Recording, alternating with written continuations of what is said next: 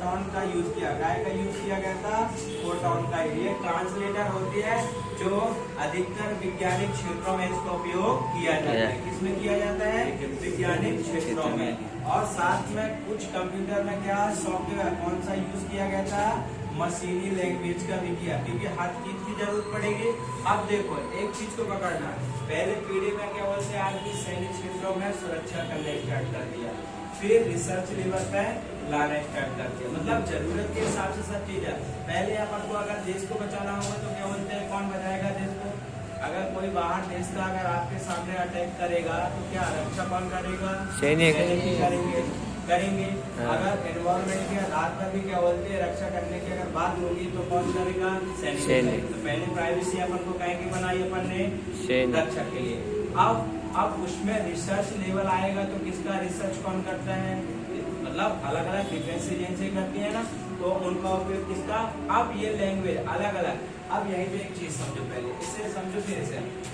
अगर आपसे बात की जाए काय की लैंग्वेज कितने प्रकार की होती है, कौन बताएगा? लैंग्वेज की अगर बात करेंगे तो लैंग्वेज कितने प्रकार की होती है? 2 प्रकार। तो है लैंग्वेज कितने प्रकार की होती है? 2 प्रकार। कौन कौन सी?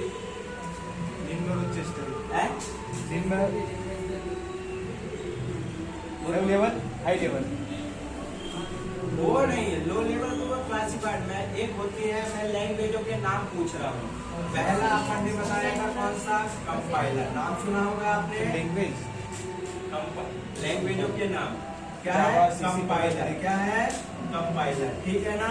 फिर दूसरी कौन है? क्या है? इंटरप्रेटर। क्या है?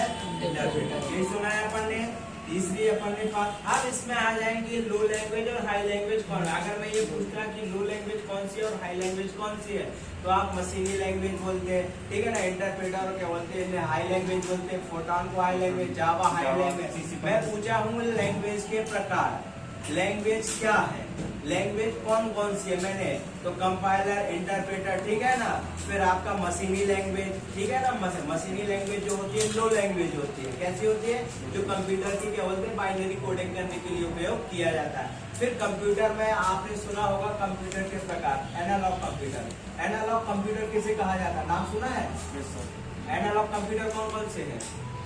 एनालॉग कंप्यूटर के एग्जाम्पल कौन कौन से है?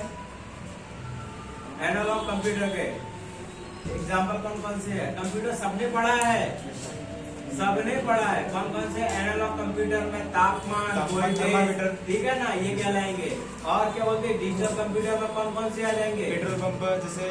यस, ये डिजिटल कंप्यूटर, ब्रेकर मारने वाले ये डिजिटल कंप्यूटर होता है, जो गाड़ियों में करते हैं ना, नहीं लगे होते हैं, वो डिजिटल कहलाते हैं। फिर हाइब्रिड कंप्यूटर क्या होते हैं, जिसमें एनालॉग और डिजिटल दोनों मिक्सअप हो।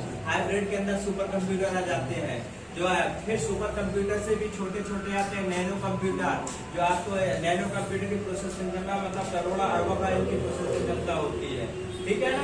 तो यही पे लैंग्वेजों की अगर बात करें इसे समझने पहले तो पहले फिर आएगी कौन सी? मशीनी लैंग्वेज। कौन सी आ जाएगी? मशीनी लैंग्वेज। अब लैंग्वेज की अगर बात करेंगे अपन, कौन सी? लैंग्वेज, ठीक है ना। फिर चौथी आ जाती है आपके पास सी लैंग्वेज। नाम सुना होगा आपने? सी लैंग्वेज नाम सुना है। अब इनके भी अलग अलग प्रकार होते हैं बेटा, ठीक है ना। पहले इसे समझ लो फिर पूरा उसे आ जाएगा समझ, ठीक है ना। फिर बात करेंगे सी लैंग्वेज की भी सीरीज होती है। कौन कौन सी? सी प्लस प्लस होती है ना। फिर आपके पास आ जाती है पांचवी आ जाती है आपके पास HTML। क्या आ जाती है? HTML। क्या आती है? HTML। छठी जो आती है आपकी जावा आती है। क्या आती है? जावा आती है। फिर सातवीं जो आ जाती है, यहाँ पे लिख देता हूँ, सातवीं जो आ जाती है आपकी फोटोन, ठीक है ना। अब इसमें से सिर्फ एक ही लैंग्वेज है जो क्या मानी जाती है? लो मानी जाती है। क्या मानी जाती है? लो मानी जाती है, ठीक है ना। और नहीं सभी क्या मानी जाती है? High language. अब इनमें से भी एक प्रकार है मशीनी लैंग्वेज जो होती है बाइनरी में लिखा जाता है। काय में लिखा जाता है? बाइनरी में लिखा जाता है। लेकिन सी लैंग्वेज से क्या? सॉफ्टवेयर को डिजाइन किया जाता है। काय को किया जाता है? सॉफ्टवेयर को डिजाइन किया जाता है, ठीक है ना। और HTML के द्वारा जो वेब ब्राउजर के पेज डिजाइन यूज करने के लिए यूज किया जाता है। क्या है? पेज मतलब वेब ब्राउजर बोले गूगल का पेज, URL पेज। URL का फुल फॉर्म रीना बताएंगे।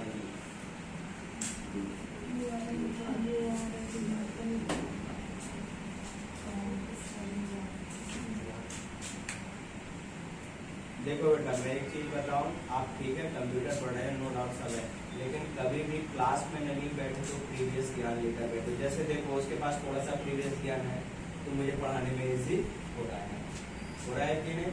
प्रीवियस ज्ञान लेकर बैठो तो आपको भी जल्दी समझ में आएगा, पढ़ाने वाले को भी इजी होता है। नहीं एक टॉपिक को ज्यादा समझाने वाला ये थोड़ा सा कुछ लोगों के चेहरे मतलब आड़े तेजे बन रहे थे, मतलब ऐसा लग रहा है कि समझ में, तो मुझे ये बताना पड़ना स्टार्ट हो गया क्योंकि इससे कनेक्ट करके मुझे ये बताना है। आया ना समझ में।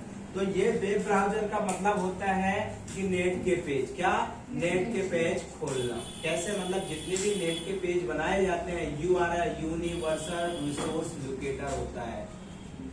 Universal resource locator full form होता है URL का।